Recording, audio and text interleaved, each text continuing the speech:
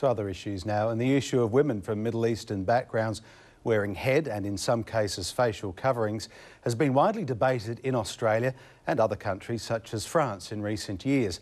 Laws have even been introduced in New South Wales to ensure police have the right to check a person's identity.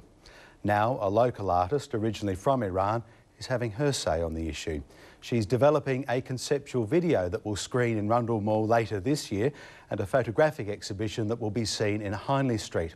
As Rebecca Bryce reports, they're not Nazim Nazir's first artistic comments on the topic, and they probably would have seen her on the wrong side of the law in her country of origin.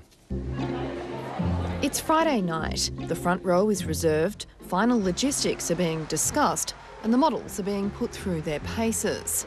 Yes, it's a fashion parade, but not as you may know it.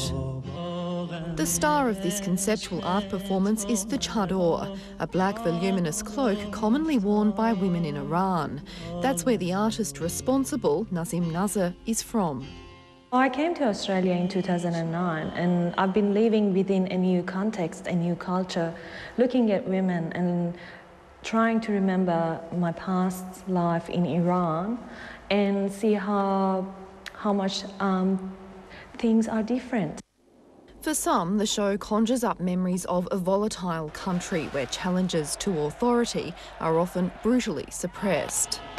Many women try to have freedom and fight with this culture. Many of them just stay in prison forever, and they've done something, to them. I can never forget it. It was, of course, close to my particular heart because I grew up in this culture and Iranian, and I understand the frustration of women in Iran.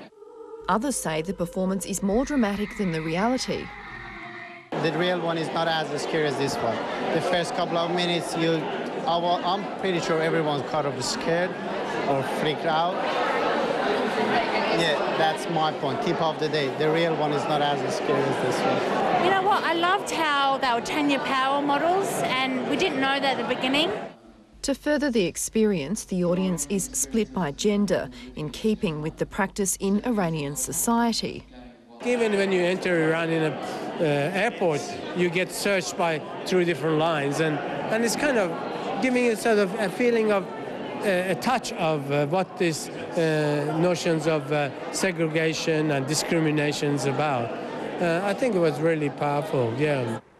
Those in the local art scene say Nazim Nazir's work is culturally unique. Well, it couldn't be presented in Iran for a start. If it was presented elsewhere in the Middle East, it would be seen to be unique because these are not topics to present with film, with video, with performance. Nazim Nazir was born in Tehran in 1984, in the midst of a war with neighbouring Iraq. In 2006, she graduated from a Tehran university with a graphic design degree. In Iran, painting nudes was her passion, but because that was illegal, they could never be shown. Her parents encouraged her to move to Australia, where her work could be freely exhibited. I remember my grandmother and all the women in neighborhood, they covered themselves, and in public I used to look at them and then feel like, so what is their beauties? And now in Australia, I remember those moments and I feel like how a woman can be looked at as a form of covering, and how would be the Australian response to this fact? Nazim Nazir doesn't wear the chador herself, but the image of the long black cloak has infiltrated her work, which focuses on how identity is influenced by culture, language, clothing and appearance. The garment has also influenced Australia.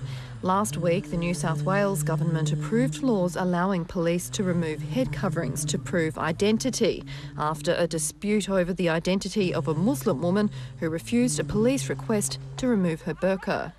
Nazim Nazir wants her audience to make up its own mind. Because it's not the Iranian woman choice.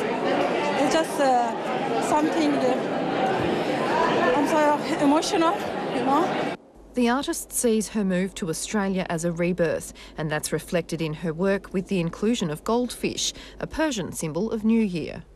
I use that goldfish in a plastic bag, which means with water, which means still this goldfish is limit. So to me, it's like I've got all my freedoms, but still I'm limit. It doesn't matter which culture I'm in, I've got my limitations. But it's not just the artist who's being reborn. It's very depressing for us to watch it, but we know things will change. And I'm so glad new generation can talk like this and transfer all this matter to this world.